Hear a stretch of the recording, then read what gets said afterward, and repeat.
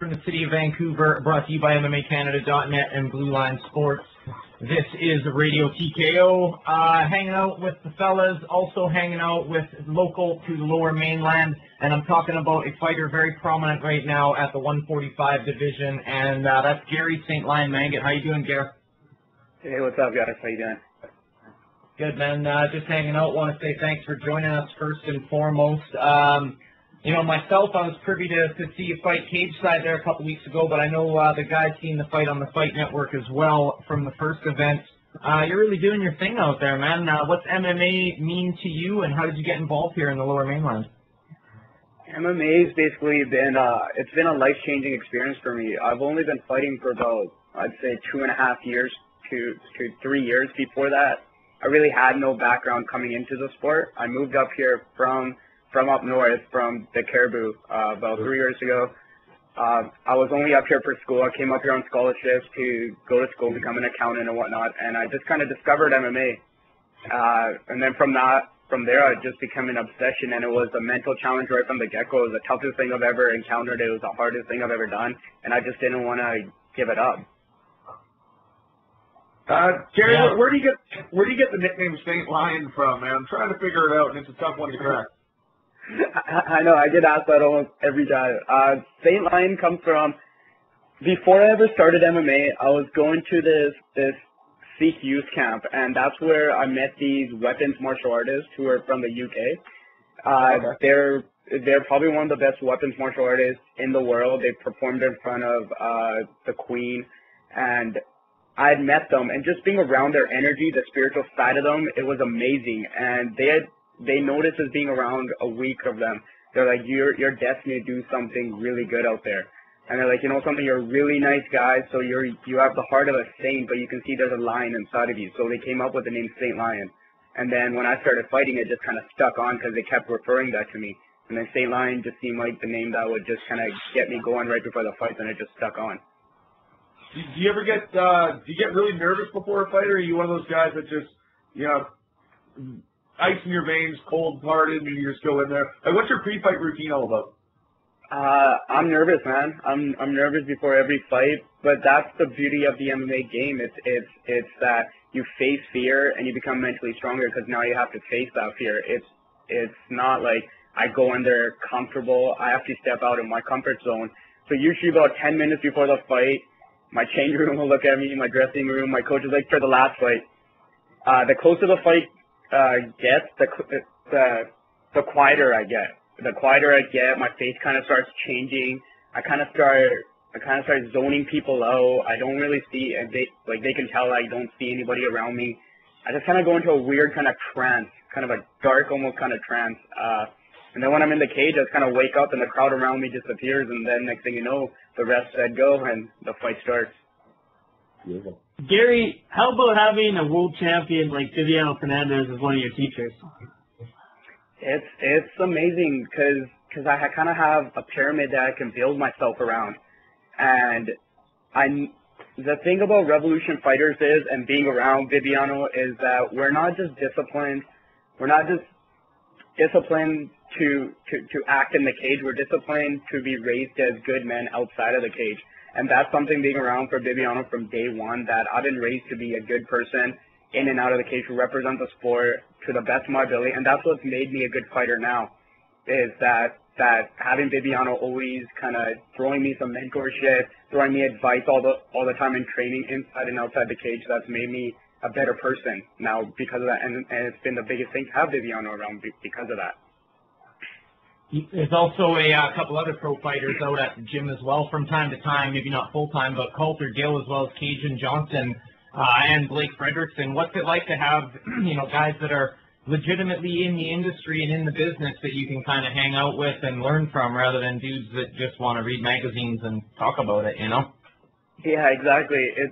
It was kind of my past that kind of led me to Revolution, and I had no idea this was the kind of atmosphere I was talking myself into, that I was going into such a confident gym. And having guys like Cajun, Coulter, Blake, and all of them just kind of being my big brothers, because I've always been the oldest of my family, oldest of my brothers. I've never had big brother kind of around me, I've always been the oldest, and having these kind of warriors to be my older brothers, it's been pretty amazing because they kind of want to see the little bro kind of make it. And you can see, like, even at the battlefield fight, you could see the love for each other during the fight. Like, they're really looking out for me. And it's a great thing to have, and I can see that they're looking out for the best of me. And that's why I've stuck around for so long, and I feel comfortable training with them, even though they push me. Like, they break me every day. There's no easy days in training with these guys. If they give me an easy day, then it's almost kind of disrespectful to either one of us because we're not pushing each other to the mental limit.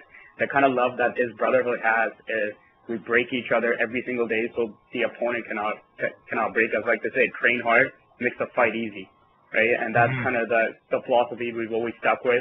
We're definitely brothers, but we're going to push each other to the limits. Whatever we can bring, we're going to bring it at each other. Awesome. I noticed that night at the fight that Viviano was even yelling behind me during the fight. You know, he was in the crowd, but still yelling instruction to you, right? Yeah, that's actually kind of what woke me up. Viviano yelling, he kind of got out of his seat. He's like, bro, I've seen you do better than this. I've seen better than you. Because me and Viviano, we've had some wars in the cage when we're training. Like, I've had some bombs thrown at me at him, just like the ones that you see on TV when he's fighting. I've been hit by those nicely, and he knows that I don't back up. I come back with him, and he knows I have a lot more heart than I was showing at one time in the fight, and then that heart came out, and that's what got me the victory at the end of the day. Gary, one question for you here. Who in the big, like, for people that haven't seen you fight or haven't had the privilege to go see a Battlefield promotion fight yet, who in the big promotions would you say has the most similar style to you, for people that want to use their mind right now and try and figure out what type of fighter you are? Let's see. I don't really like to compare myself to the higher end fighters because it's kind of, let's see. I would have to say that I'm more of kind of a, let's see. I'm going to go Leonard Garcia. That's what I'm saying. Leonard Garcia? Okay. For the last fight, you can say it was a Leonard Garcia, but I don't fight like that. Like, I've gone over the video, and you will not see me throwing bombs like that. That was just kind of, there's something that kind of got, yeah, I know. It kind of got stuck in my head in the change room, the way we were warming up, and I was practicing this overhand, and it was landing so nicely on the pads, and I was like, man, this feels really good. But I never done it until 20 minutes before the fight. So I'm gonna go back to the clean boxing that I've always done, like the right down the middles and the hooks and stuff like that.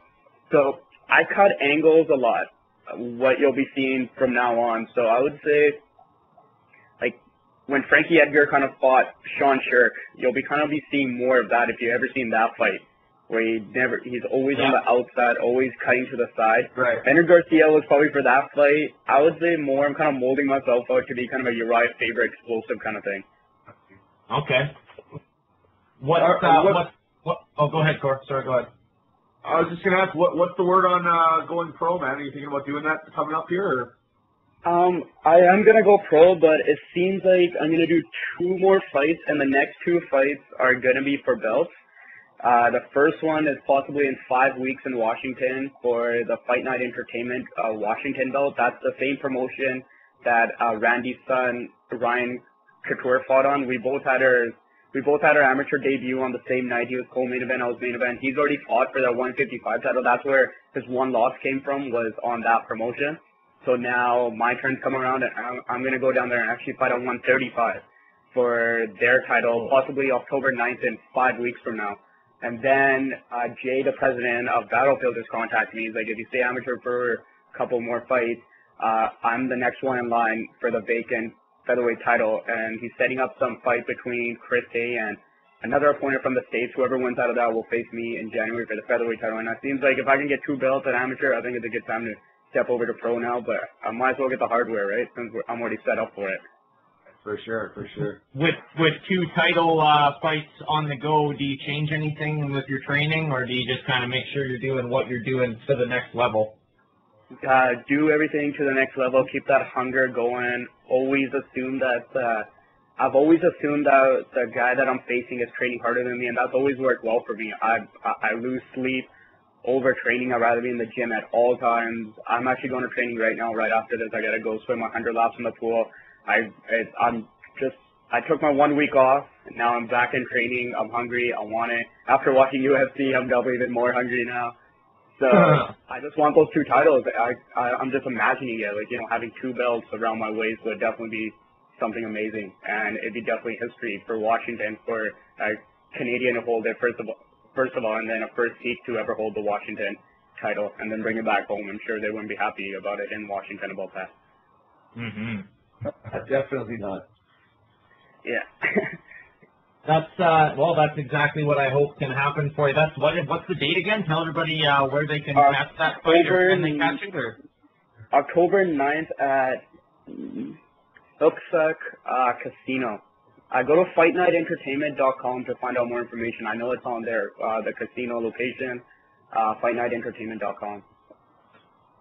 Cool, and obviously January, that's looking like might be a show in Nanaimo from what Jay's told me, which would be kind of cool. That's my hometown over there, and there could be some pro fights involved in that too. If Jay turns Battlefield into a pro promotion, are you thinking to stick around local and fight pro, or is you looking to get to the next level of pro? Or I'm really liking the whole Battlefield promotion and the way that they're kind of bringing me up right now with them.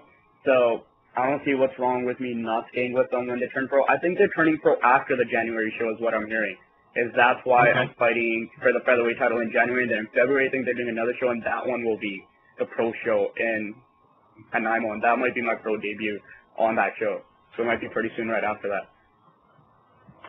Nice. Well, man, I want to thank you very much for hanging out with us for a bit today, Gare. I'll let you run the training. We'll get beat up by Viviano and the boys, and I'll definitely talk to you again soon. We'll catch up with you before one or both of these title fights, man. Thank you. Thanks for having me, guys. Cool. Take care, Gary. Have a good day, bro. There we go. Gary St. Lion Mangat hanging out for a little while. Battlefield Fight League, like you hear there, going to have another show in October as well as January. But he goes down south to Washington and takes a belt home. That'd be kind of nice. Northern Pride. Yeah, absolutely. Oh, it's happening. Yeah, I think, you know, when you see a guy that trains at a gym like that, where you got Revolution, obviously they got a lot of the top guys, and they also got people that are teaching you different things, right? It's not just all MMA guys. You got a Muay Thai coach, you got Tim Thurston as a boxing coach. You know, you all go all down the list. Then there is MMA guy Scott Aiken, who's a judo teacher. He got 23 years of experience, so it kind of runs the whole gamut, and that's why you see their record right now is 20-3 in amateur fights. So. Yeah, I saw Gary fight on the Fight Network on a Battlefield promotion. He looked pretty impressive. That was the first fight against Alfred Leslie. Yeah. The first event. Yeah. I think he's got big things in store for this kid. I mean, with all the camps that are coming out around Vancouver and the Lower Mainland, I mean, it's just insane to see the caliber of fighters that's being produced right here in Vancouver. And it's awesome to see that, and it's getting more and more noticeable. And it's also getting a lot more, you know, momentum behind it because people are realizing that the west coast of Canada is producing some of the best fighters. Like Rory McDonald, I mean, is a guy that's going to be touted for a long time to come, and that's out of the heartland, you know? Definitely. I mean, in the coming Ultimate Fighters, I think we're going to see more than freaking Nick Ring on there, you know? I mean, that guy represents Western Canada. Like, okay, like there's coming up soon, man. There's tons of talent coming out of the Lower Mainland, hands down. Oh, no, you didn't. Catchphrase. Bellator 27